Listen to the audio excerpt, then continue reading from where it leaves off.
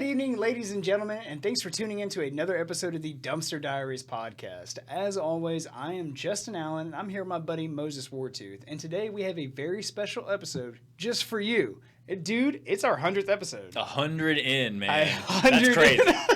Dude, when I think about the amount of time, put into this, and then all the people we've interviewed, and all the episodes we've strung together, wow, dude. Yeah. It's wild. So, lowballing over 100 hours on the internet. Yeah, that's definitely that's lowballing. Literally the bare minimum, because we always go over, and then guests are way longer. So, dude, I think we have 3 hours worth of shorts alone. Yeah. Which are clipped, but they're not even from the show. They're completely separate.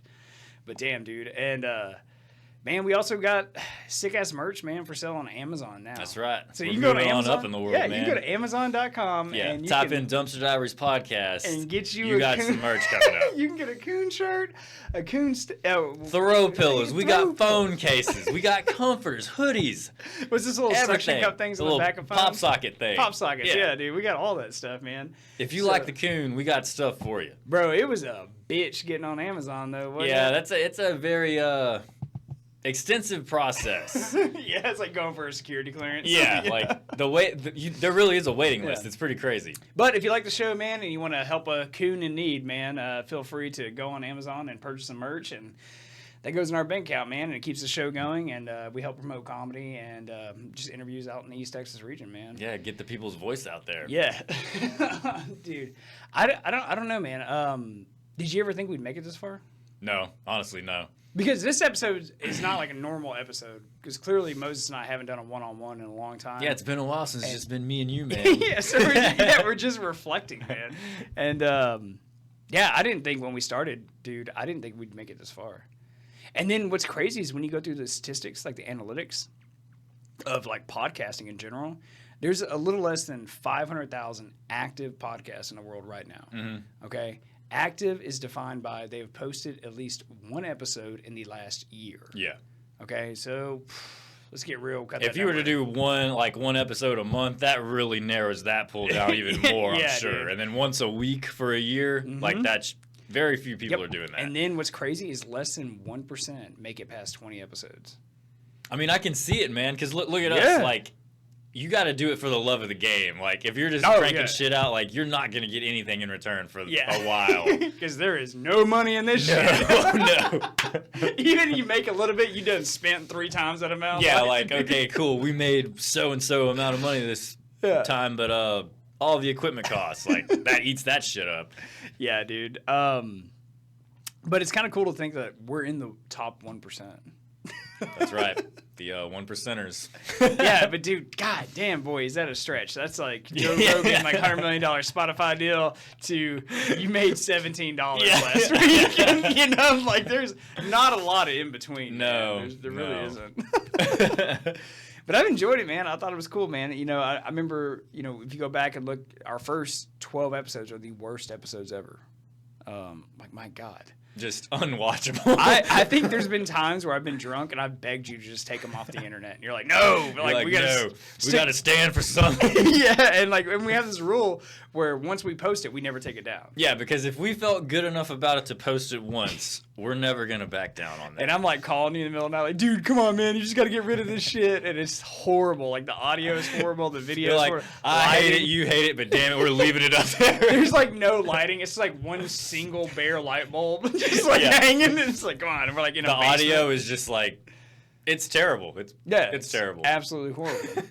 But it's cool. I mean, we tell some cool stories and stuff. And then it's kind of cool, when I reflect, because, getting prepared for this episode, I went back and watched, a lot of our other ones and stuff.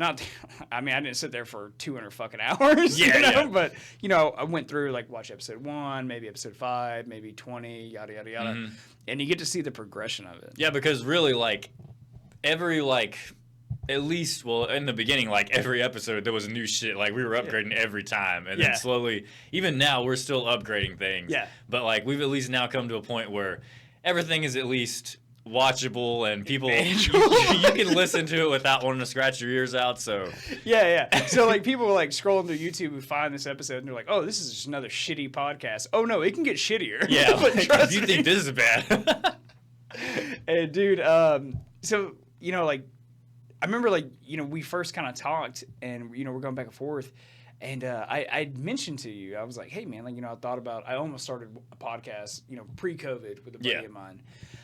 And never pulled the trigger on it. I wish I would have, seeing how much those blew up and how quickly. Yeah. And I was like, God damn it. Missed the fucking really boat missed on the that. pony on that. yeah, a day late and $1 short, dude. Fuck. You know? But hey, the best part of it is... I found you. Yeah. Although we knew each other, but, you know.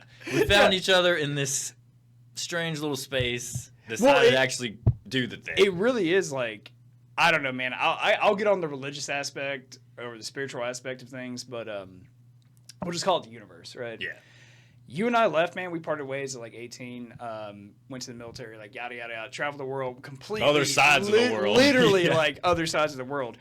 Never coordinated with each other. Never did shit. Like, didn't know. I was like, well, fuck, I might see him later, you know. Yeah, and maybe. Then, like the 25th high school reunion or some shit. Yeah, even though we're like good friends and stuff, yeah. it's just like, hey, we're just busy, man. Yeah. It's like, hey, we're just how that shit goes. not a part of each other's lives because we're men, right? That's right. And military, dude. Military shit, man. You don't have to talk to someone for 10 years. Meet them again like you never left. Like, yeah. And then the way things worked out, we both got out, man, and happened to move back to the same area. And it was just like, hey, man, let's start a show. And I brought it up like, this is something I want to do. And you were like, man, I've been thinking about it. And I was like, well, fuck it, like, let's do it. Already got half-assed some equipment. We can fucking get it together. We can fucking patch this shit together right now. Fast forward a year or 2 years. Yeah, 2 years. Yeah. God damn, boy, that time flies. Yeah. Fuck, 2 years. All right, anyway.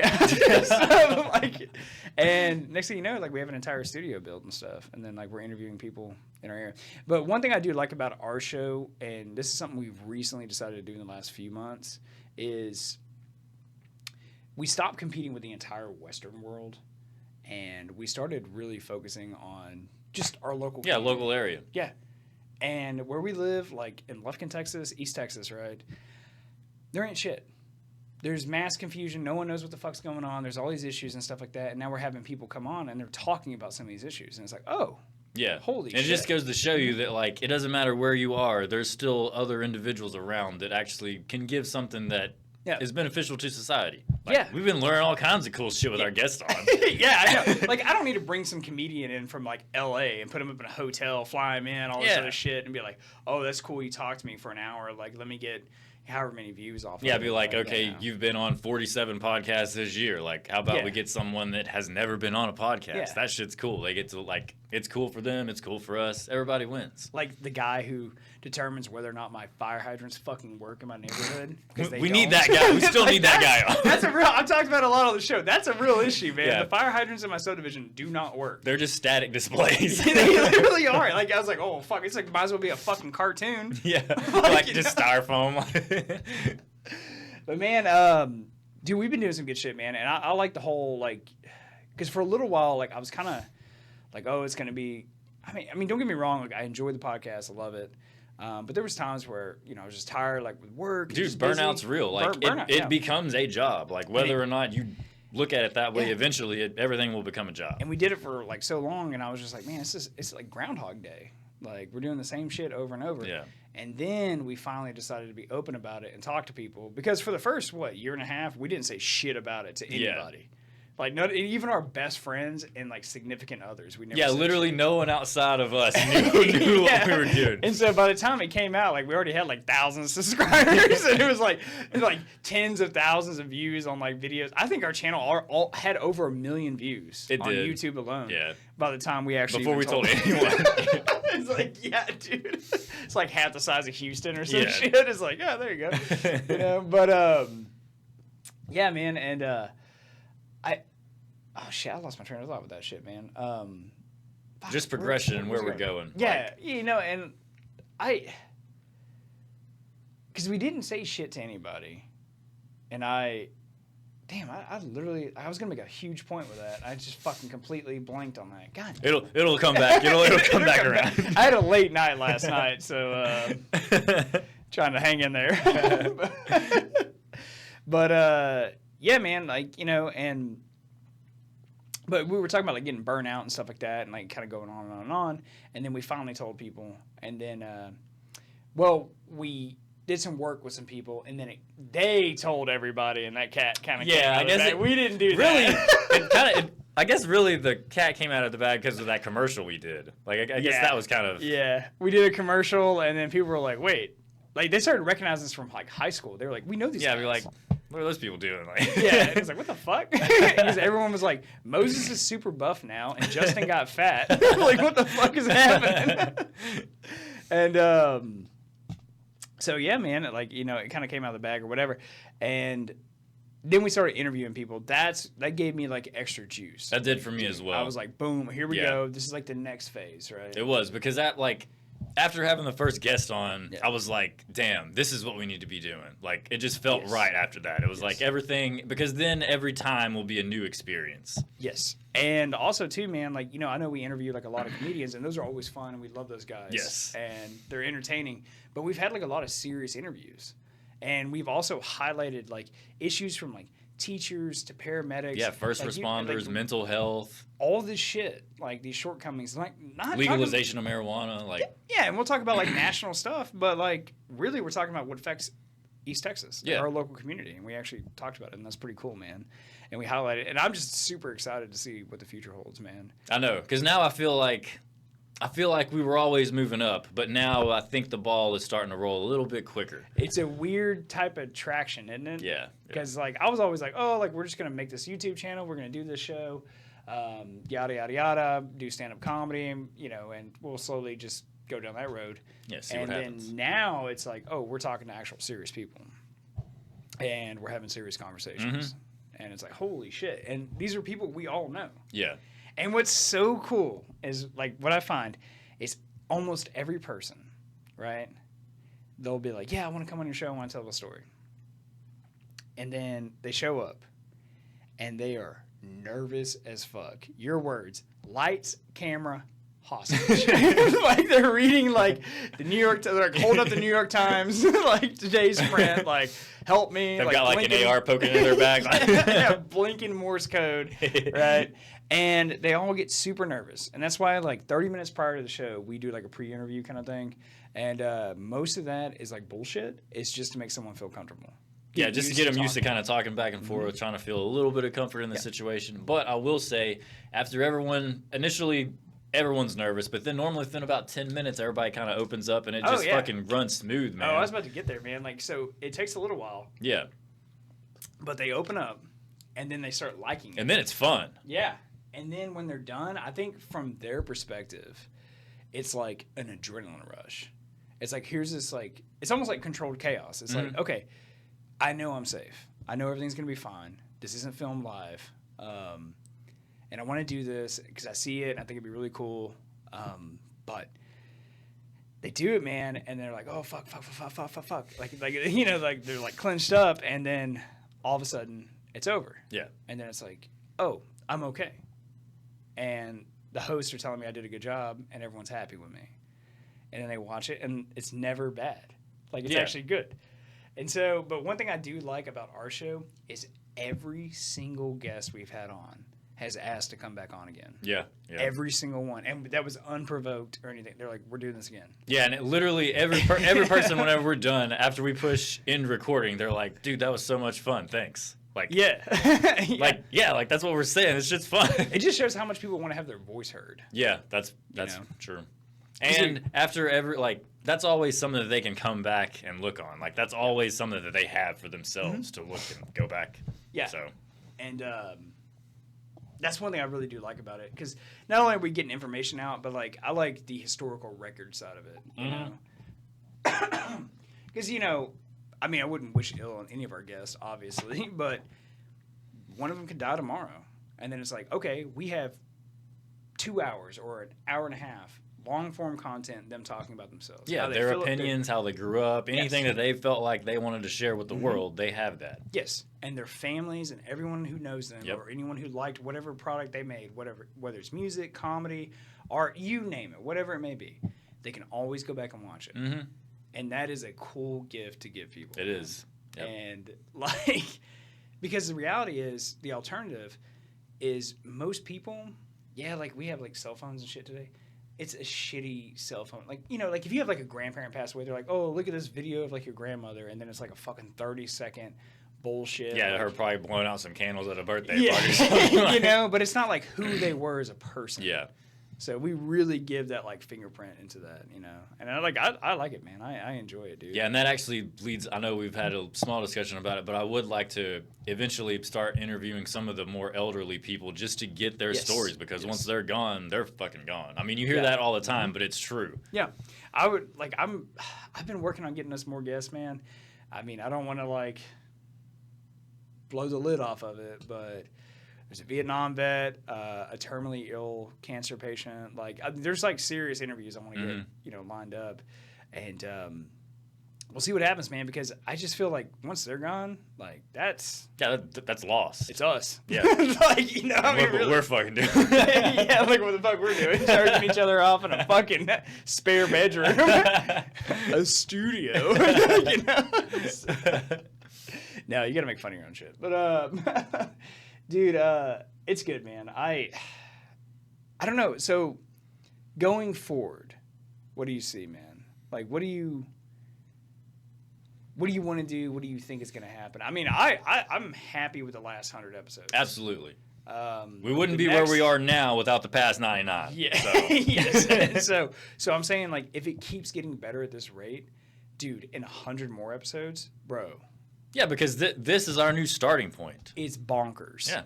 It's bonkers. I'm not trying to get, you know, put the cart before the horse. But it's pretty fucking exciting. But it is exciting, you know? So I don't know, man. I want to get to the point to where, like, I was joking around with a buddy of mine about it the other day, where we can sway elections, like in our county, yes, and stuff. Yeah, we can just like literally just call out someone and be like, oh yeah, they don't want to talk to us, they don't do shit, like they hide, whatever. Like, if they don't want to talk to two men in a bedroom, what's that say about that? Yeah. How are they going to fix those potholes if they can't even talk to two dudes? They want to govern this entire city, but they don't want to talk about it for an hour. Yeah. You know?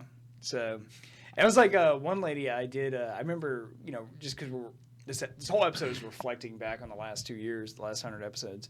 I reached out to, and I don't want to really like shame her or anything like that, because I understand why she told me no. But on the show, we have a rule: you get to tell us no once. If we ask you to come on, or you say, or like whatever it may be, if the proposition to come on the show as a guest is out there, and you say, no, I'm not going to do it for whatever reason, there is no second chance. There is no second, like, no. So I'm not going to have you be like, oh, no, I don't want to put myself out there because it's a small-ass show, and then it get bigger, and then you be like, oh, well, now I want to have my voice heard. No, we're not doing that, right? And there's been a couple of people I've had to be like, sorry, like, we're good. But I did reach out to this lady, this nice lady, that ran for mayor in the oldest town in Texas, Nacogdoches. And I was like, hey, she goes to, like, you know, town hall meetings, all that shit, like, really is involved. And so I was like, hey, come on as a guest, talk about the politics in Nacogdoches County. Yeah, get your points across in long form. Yes. Yeah. And she was like, I can't do that. She was like, I don't want someone to look at that and clip it and take something out of context and then put it out there. So she's not, by saying that, that's saying she is not cool doing any interviews at all. And I was like, but you have the balls to run for mayor. Yeah. Of a relatively large town. Be like, you do know someone could just clip any part of your little campaign speech and do the exact same thing, because they do it every day. Yes. And so I was like, okay. Well, it's probably why you didn't win. You know, I mean, really. If you're not willing to talk to the people, why are the people going to vote for you? Yeah. So I don't know. But I'm very confident that we can get that Dan Man guy elected. Yeah, man. As soon as it comes election time, we're gunning for him. You realize if he actually gets elected, there is like I could see it being like national news. Yeah. It'll like two dipshits with a podcast fucking. It would definitely raise some headlines, that's for sure. He's great, man. He's funny. I like him. He's a good dude. I mean, look at that signed copy of Fat Albert. I know. By Johnny Depp, dude. Yeah, how the hell else are you gonna got it signed by Johnny Depp and gave it to us as a gift. Dude. I know. That's a nice man. It's like the most important thing that I have.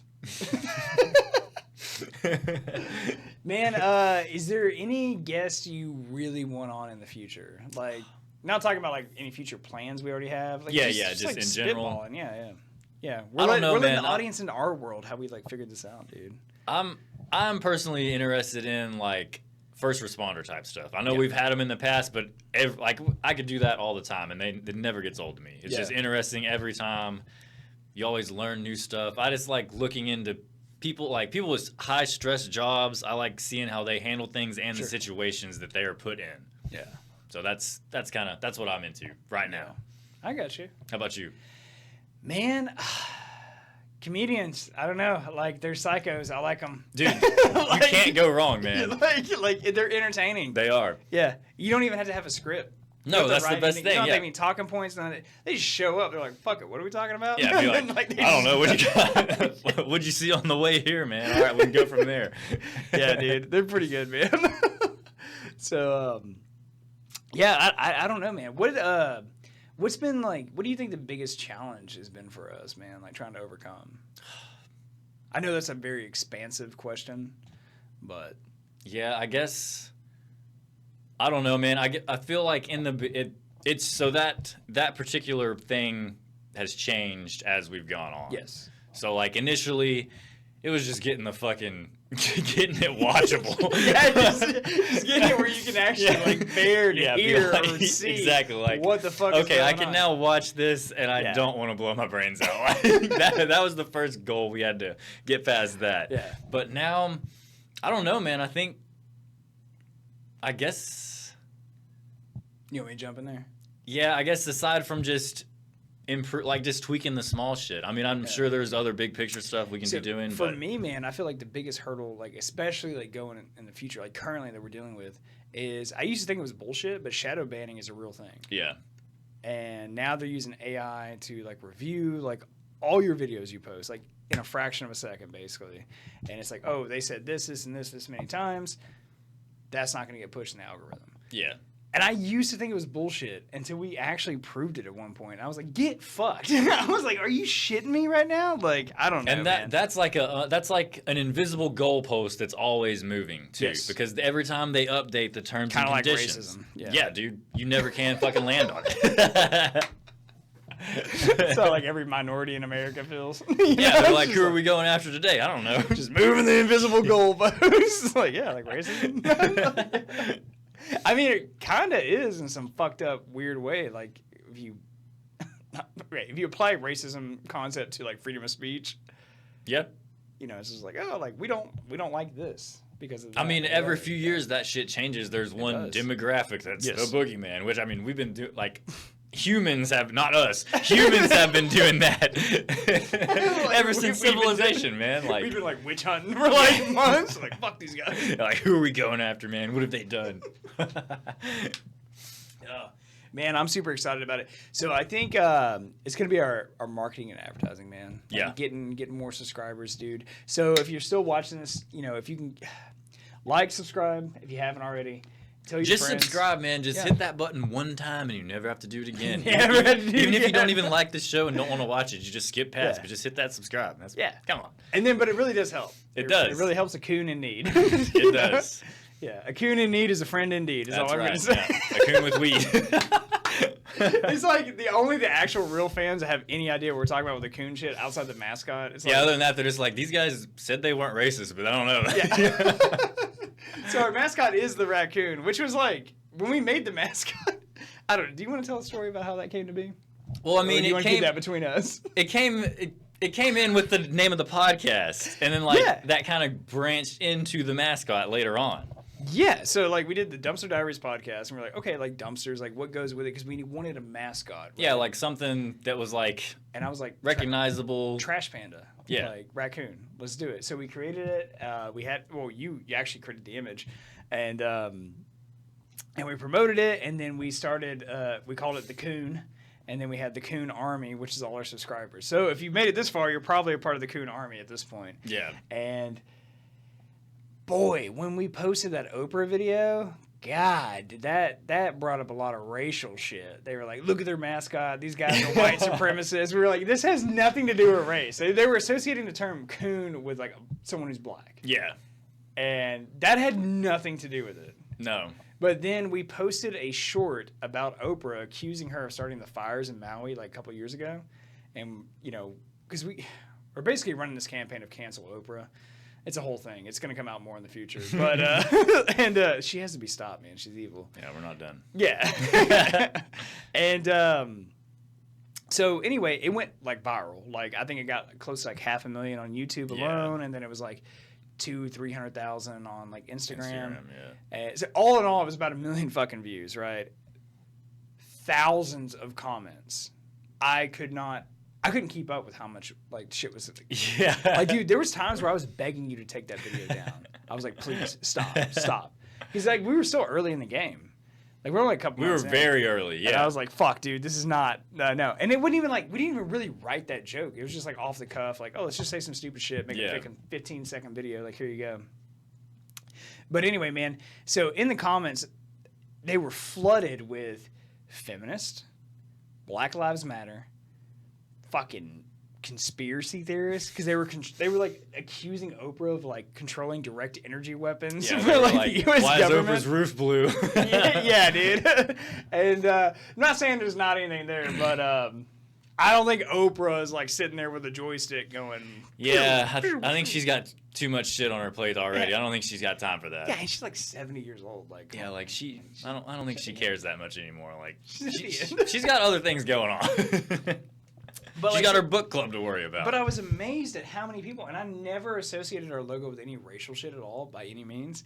I was amazed at how many people got in the comments, and they were just like, they saw Moses and I, two white guys, talking typically more leaning right, I would say, because I wouldn't say we're right wing by any means, but like lean to the right, a little more conservative in some aspects.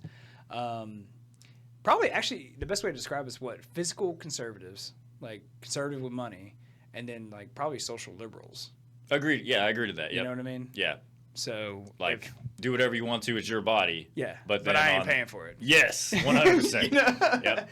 But, like, the people that got in those comment sections, they were like, these guys are racist. We got called Nazi, white supremacists. I was like, what the fuck is this, dude? Yeah. And if you ever actually watched any of our shows, we denounce all of that, like, thoroughly clean and clear, dude. So I don't know, man, but it's just the internet, dude. It's a crazy place. It's a wild, wild west. Yeah. I mean, I love it. Don't get me wrong. I mean, I don't like being called Nazi. I think it's cool to like, you know, see what crazy shit is. It's fun just to have the platform to be able to do shit in. Well, then like Elon Musk was posting some shit the other day. He was talking about 50% of all traffic on the internet is bots. Yeah. And that makes me wonder how much shit have we engaged with and dealt with where it hasn't even been real people.